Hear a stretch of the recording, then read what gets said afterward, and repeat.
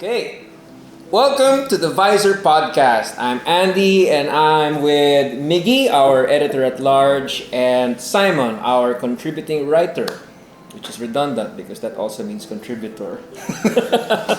Anyway, with the VISOR Podcast, we're here to talk about the most interesting topics to hit the motoring industry for the week, for the month. And so we'll just be talking off the top of our heads.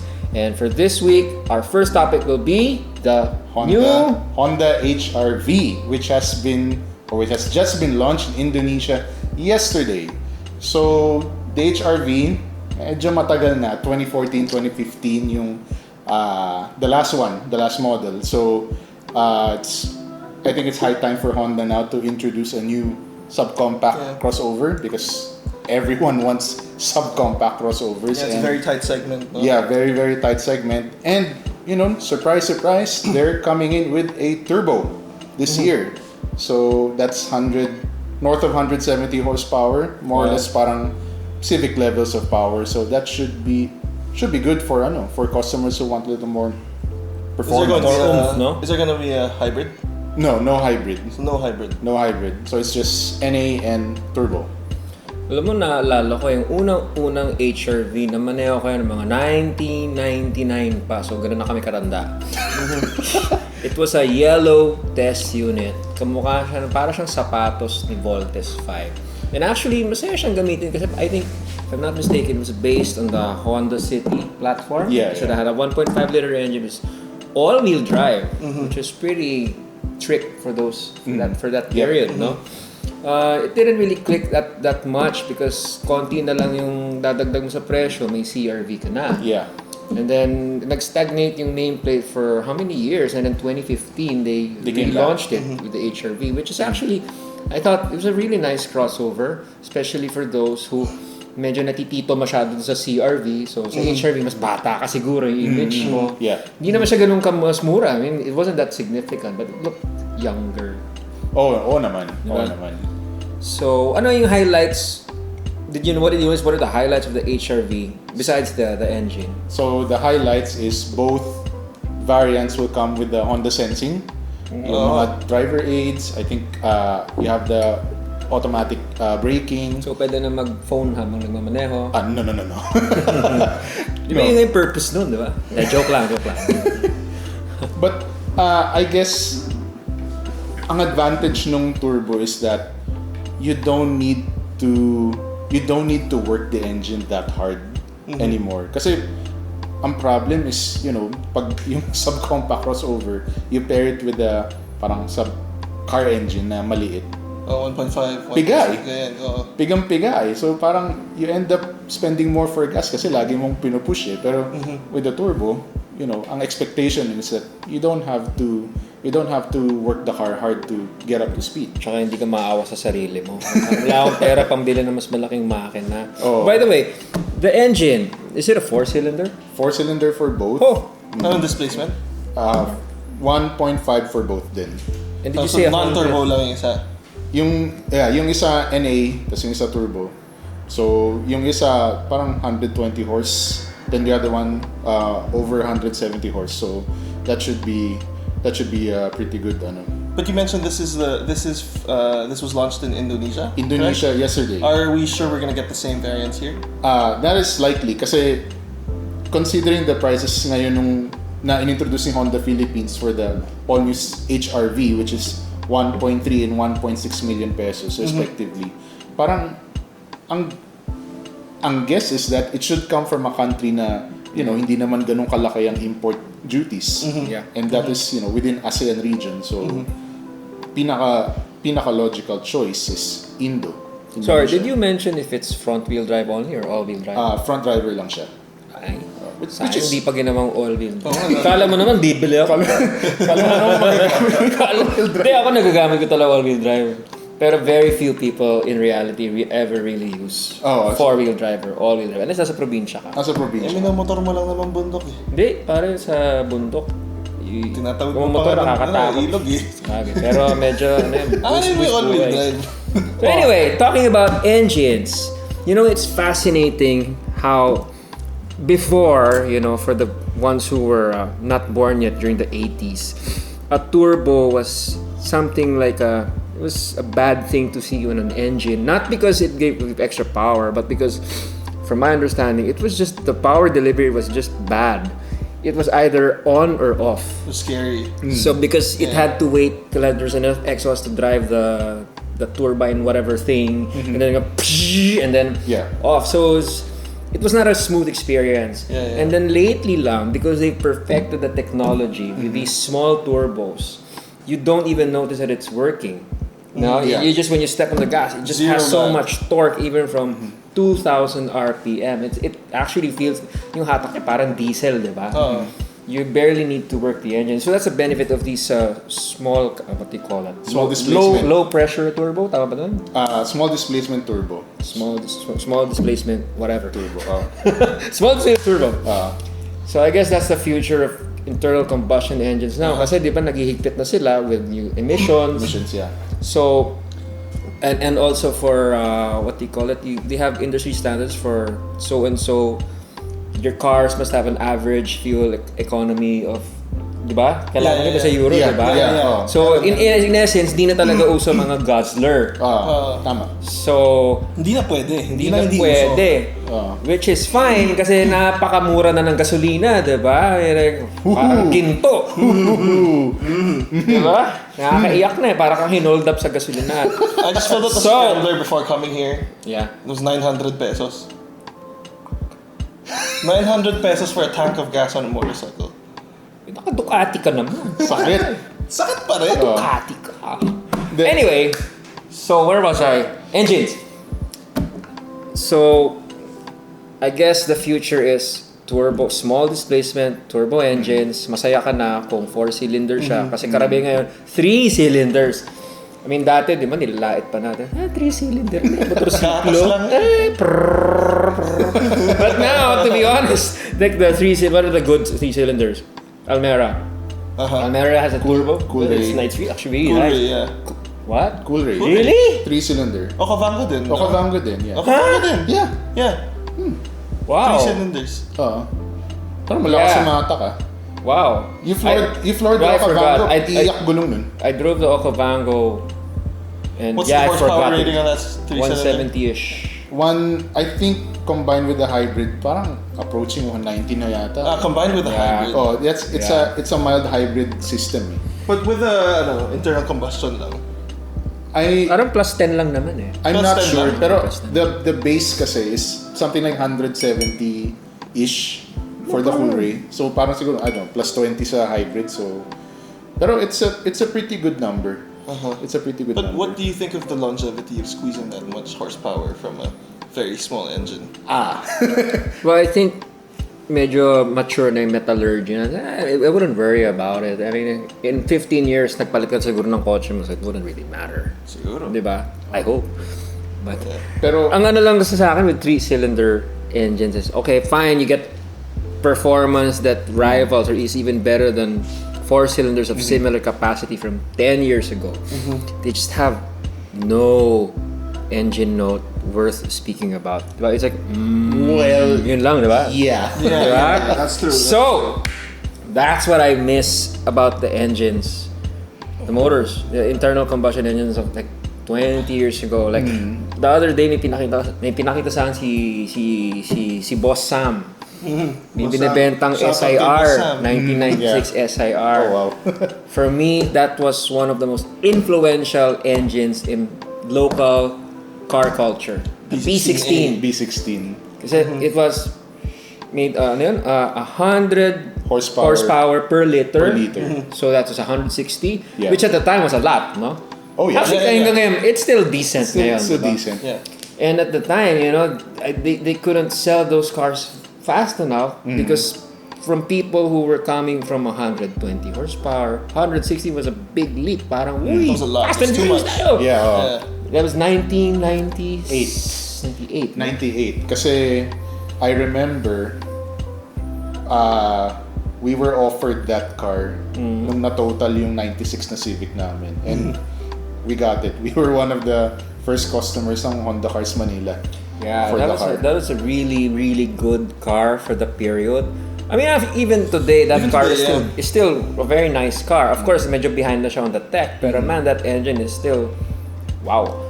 Naalala ko noon, the Honda Cars Philippines had a fleet of test cars na SIR. Kasi syempre, they wanted to promote it sa media. Within 1 year, lahat na banggana. Kasi hinaharul ka lahat na. Because I guess people had to learn how to adjust to all the extra power that they never experienced before. But for me, aside from the power, it was the sound. Oh yeah. The sound Yeah. really defined it for me. It made it so much more fun. Lalo na pag nag-kick in na yung VTEC at 6,000. Parang, wow, may F1 na tayo. Ironically, I learned how to drive in our SIR. The one thing na hirap akong matutunan was how to modulate the clutch. Kasi that car would easily stall. Parang far more than the VTI. Far more than the PH16. Oh, far more than the VTI. So parang that was kind of the learning curve that I had to conquer with the SIR. But I used it for 1 year in college. Grabe. Swerte mo naman. Swerte nga naman. Kami bus lang eh. Sakit lang sa ulo. Hindi, on Saturdays naman. But I mean, syempre when you're 16, 17 years old. Oh, underage ka pa. 17. 17 naman. Student driver! 17. Hindi, 16. May student permit na ako. 16 meron. Sige na. Ayun, 17 parang that was a really good time. That was a really good time, especially pag may weekend classes. I get to take the car. Parang saya. Yeah, that was a really good time for that car and that engine to come about because at that time, nasa kalaban sa Mitsubishi, they had the 4G 92, 93. Yeah, 92, 93. Yeah. Toyota had the 4A. FE. Sa GLI. Tapos parang they tried to match that with yung 1ZZ. Yeah. easy, no? 1ZZ yata. 1ZZ is the Altis. The Altis na eh. Which was kind of meh. It's a good engine, but it was just meh. Yeah. Kasi, I think, sa mga Pinoy, engines are really excite car guys. Like, it's before the B16, the engine that you had to have, go back another 5-6 years, was yung Corolla 16 valve. The very 16 first valve. 16 valve. What was the code for that? 4A din siya, but I'm not sure if it's like 4A FE. Kasi dati it was, the Corolla you could buy was carbureted. Yeah. So talagang, yung when you go from carbureted to fuel injected, Wow, iba yung eye-opener, diba? Eye-opener. Yung smoothness. Night and day. And at the time when that Corolla 16 valve came out, everything else was 12 valves. Multi-valve. So lahat sila panis. Cool ka pag naka 16 valve ka. Oh yeah. Diba? Yun nga yung term nila nun eh. Speaking of other engine, ano ba yung mga ibang influential sa atin? Ako, personally, 4056. Tama. Yeah. L3 up to... I think the 4056 grew with the Filipino Grew with the tasting. Filipinos. So it was in the L300 at first. Yeah, it and was the like L200. it's such a workhorse. Workhorse engine. Imposible mong sirain yung makina. And then nung AUVs na gusto ng Pinoy, nandun din siya. Adventure. Adventure. Yeah. And then the Filipinos grew their taste into mid-size SUVs. It was again the 4056 and the Montero. 4056. Ginagamit pa ba yun ngayon? Meron pa rin, di ba? Yung L300, they're still making L300. L3, Yeah. hindi. Yeah. The L300 now has a 4N14. Oh, It's a wow, you really know your engine. Totally different. Doon ako sa launch ng re-engined na L3. So wala na si 4056 ngayon? As far as I know, wala. Kasi even the fleet na Strada, yung fleet version ng Strada, some uses na yung I think this is the 4N, the new 2.4 liter. I just can't remember that code. So it's 4N? 4M? 4N, November. Kasi, okay. Kasi parang nauna yung 4056, tapos when the first Gen 2 Monteros came out, it was either the 4056 or the 4M41, Yeah, the 3.2. Which is the one in the Pajero. Which is also the one in the Pajero BK. Yeah. Yun. Tapos, the 4M41 was replaced by the 4056, but slightly updated with a variable geometry turbo. So parang yun, 170, 180 horsepower. This is for the GTV Wow. models, GTV, diba? basta with the V. GLSV, yeah. Everything with the V. Wow. Pero- just imagine how many hundreds of thousands of 4056 engines are still running in the country today. Must be a lot. There must be a lot. Kasi It's cheap to run, it's cheap to service, and it wasn't a lot of cars. it refuses to die. It refuses to die. Yeah.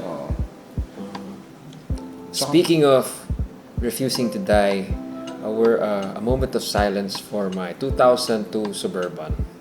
Finally, I'm so glad that I got rid of it 3 years ago because it just kept breaking down and naubos na yung pasensya ko restoring my project truck.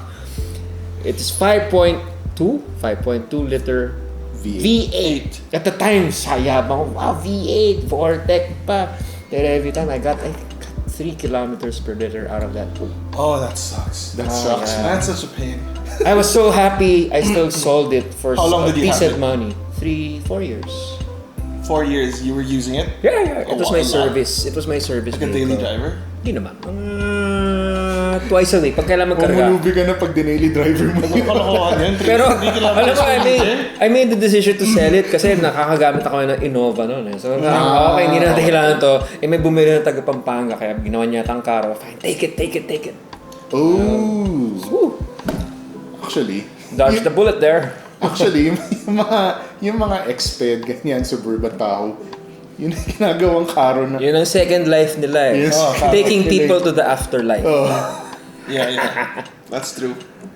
Kasi parang pag pumunta ako ng probinsya tapos merong libing, I'm like, swerte naman ito Xped. Ang mura na lang yun. Parang Bagay. Yung less mga than first 200. one, parang 200 na lang. No, tapos parang you don't use it too much naman eh. Yeah. So Saka parang gapang naman Tsaka yun. second gear lang Gapang naman. naman yun eh. Kaya hindi Kahit naman wala nasa siyang third gasolina gear, yun eh. fourth gear, okay Yeah. lang. Basta may aircon para hindi naman kawawa yung Ang driver. importante doon yung music eh. Basta meron may gapang na nagano ng music. Okay na yun. Yung baterya lang naman kinakain nun eh.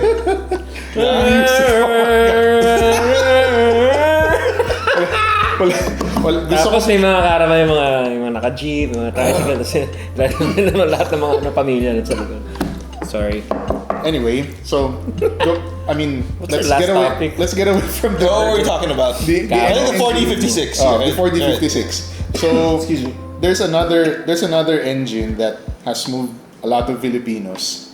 It is the Toyota KD, which is in the Innova and the Fortuner. The 1KD, 2KD. 1KD, 2KD. So, Hilux, Innova, Fortuner, High Ace. Oh. Yan. So, parang God, I just hate the light ace. Sorry, you're it's a terrible van. Anyway, It's coming back. Light Ace is coming back. go overheat pa rin. Hindi, as the di ba? As the... Yung naka-bed na lang siya. Hindi. Ayan, na-trauma lang ako sa light ace. Nalala ko lang talaga yun. Anyway, we're saying. ayun. So, yun din, I think the KD suffered initially some kind of reputation for Being underpowered? hindi, parang may time na naging maarte sila sa gas eh. Or sa Yun yung diesel. unang-una. Yun yung 05, unang-una 06. Yun yung unang-una. I'm not really sure what kind of changes or baka nag-improve na rin yung fuel quality, but parang pumila ka ngayon sa isang UV Express station, it's the high aces are still going strong eh. Yeah. Oo. Tapos dati nung madalas ako mag-commute, ang laki ng difference kasi sa amin nun may maraming akyatan. When you rode something like an adventure or a crosswind, parang kahit na 10 passengers kayong medyo hirap mag-akyat. Pero when we finally got more high aces na parang yung mga akyatan medyo okay na. Yeah, actually, 1KD, 2KD, I think that was one of the... that was the first modern diesel the Philippines got, Yep. I think. Yep. Diba? It sounded really smooth. Hindi siya ganun kaingay. Maingay pa rin siya. Maingay pa compared rin. sa ngayon. Yeah, oo. Kasi ngayon, sobrang tahimik na lahat eh. I But think, at the time, was decent. Yeah. Diba? Hindi gaano mausok, hindi gaano maingay. I think that was the first modern diesel we got, and it broke some of the stereotypes of the diesel engine. I think that was the one which introduced yung ngayon yung niyayabang na lahat ng mga car makers yung common rail direct injection. Yeah. Oh, they just branded as D4D, but that was it eh. Di ba napasimulo ng common rail Isuzu? Hindi. Nagpasimuno sila direct injection.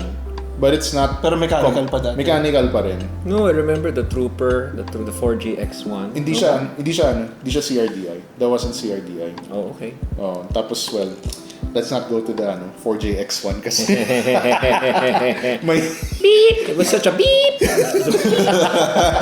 oh, Lovely engine. bumawi naman ng Isuzu with the 4JA1. Yung sa mga crosswind, and even now it still survives sa Travis. Yeah. Sa Travis. Pretty noisy engine, but Ingay nun. ang ingay, but still going. Actually nga, ang kwento sa akin ng father ko, kasi sa maritime industry siya, maraming seaman ang bumibili ng Isuzu. Kasi iwanan mo, after 9 months na nasa laot sila, pag binalikan nila, 1 click. Under pa rin. But that's true of a lot of other cars anyways. These days. Pero kasi parang, growing up, going to my dad's office, makikita mo yung parking lot niya. Daming naka-Isuzu dun eh.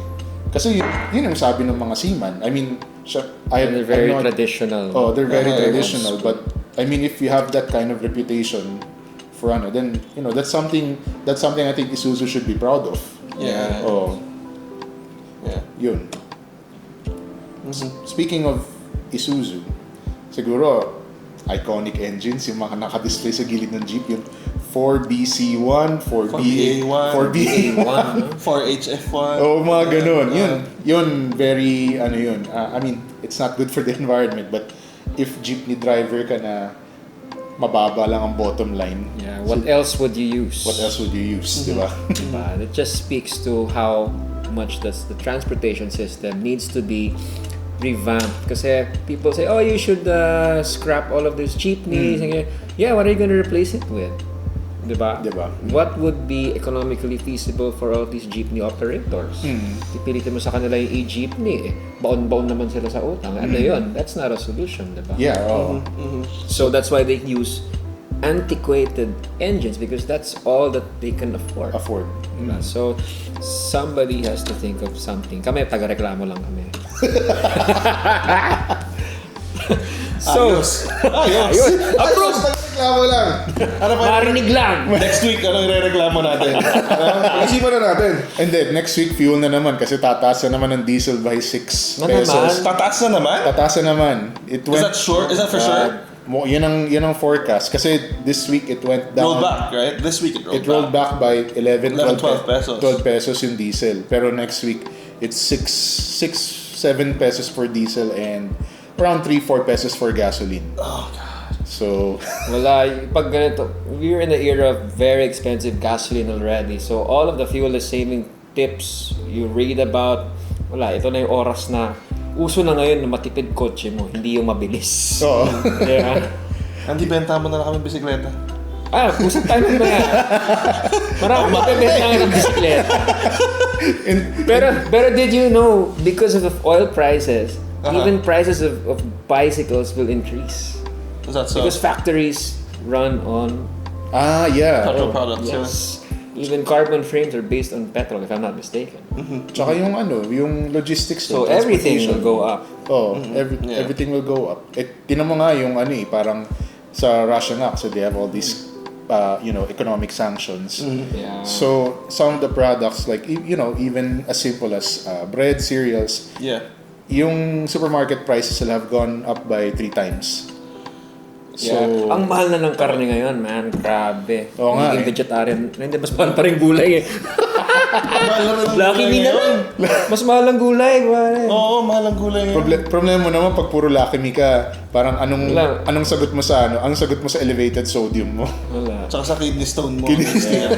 Diba? Ganun din, next year mo nga lang gagastusin. Kasi An next early year death is my reward. Yeah, but the bottom line is that all of us are tightening our belts with the fuel price, and since there is no end to the conflict sa Ukraine, we're still not sure on when this will continue. So The best we can do is try to minimize your consumption of fuel by being very efficient with your trips and everything. and if you can Bawas muna mga joyride. Oh, Bike actually. muna tayo. So, I think we ran a little longer than planned, but this was a good talk, guys. Yeah. I think mauulit natin to next week pag hindi natuwa si Chief dun sa ginawa natin ngayon. So that wraps up our VISOR Podcast. Thanks for listening, guys. Tell us what you think in the comment section. So I'm Andy. I'm Miggy. And I'm Simon. Thanks for watching us and for listening to us. Let us know what you think. Bye. Bye. Bye.